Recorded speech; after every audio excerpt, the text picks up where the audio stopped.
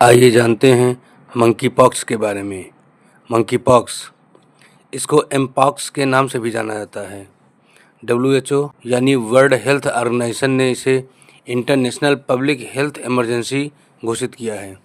इसका मतलब यह होता है कि बीमारी तेज़ी से फैल रही है। दुनिया भर में इसके 20,000 केस मिल चुके हैं। अफ्रीका से चला खतरनाक एमपॉक्स वायरस पड़ोसी देश पाकिस्तान तक पहुंच चुका है।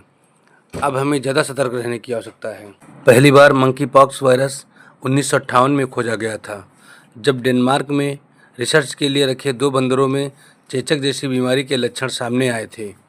इंसानों में इसका पहला मामला 1970 में कांगो में 9 साल के बच्चे में पाया गया। 2022 में WHO यानी विश्व स्वास्थ्य संगठन ने तय किया कि मंकी पॉक्स नाम बंदरों के लिए एक कलंक जैसा है। ये वायरस बंदरों के अलावा दूसरे जानवरों से भी आता है, इसलिए इसका नाम बदलकर एमपॉक्स कर दिया गया।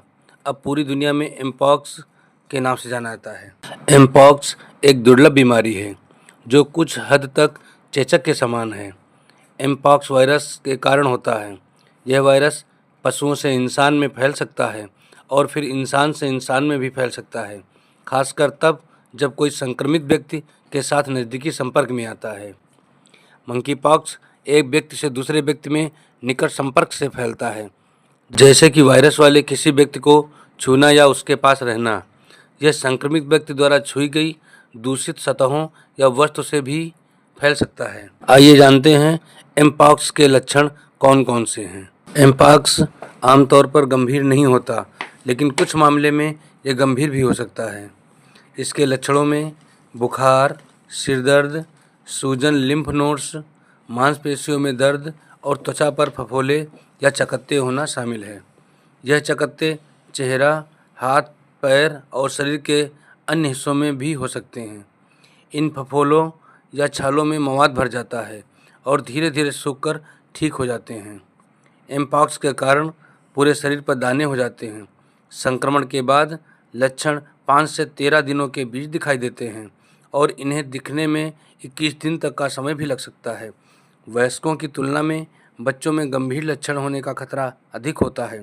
1 से 10% मृत्यु दर के साथ लोग 2 से 4 सप्ताह में पूरी तरह से ठीक हो जाते हैं। अब हम एमपॉक्स के उपचार पर डिस्कस करते हैं। एमपॉक्स का इलाज मुख्य रूप से लक्षणों के आधार पर होता है।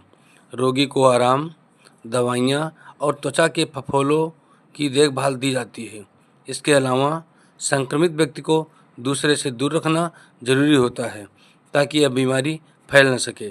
ध्यान रखें कि अगर आपको मंकी पॉक्स के लक्षण दिखते हैं तो तुरंत डॉक्टर से संपर्क करें और खुद को दूसरे से अलग रखें। मंकी पॉक्स के लक्षण बिना किसी उपचार के भी दूर हो सकते हैं।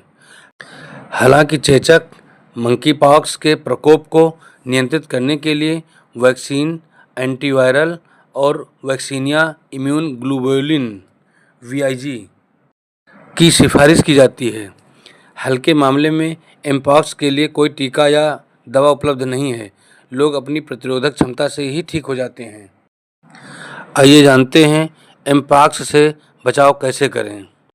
बंदरों के विषाणुओं से संक्रमण को रोकने के लिए कुछ सावधानियों पर हमें ज़्यादा ध्यान देने की आवश्यकता है, जैसे संक्रमित जानवरों के संपर्क से बचें, संक्रमित मरीजों को आइसोलेट करें, चकत्तों को सूखने दें, घावों को छूने से बचें।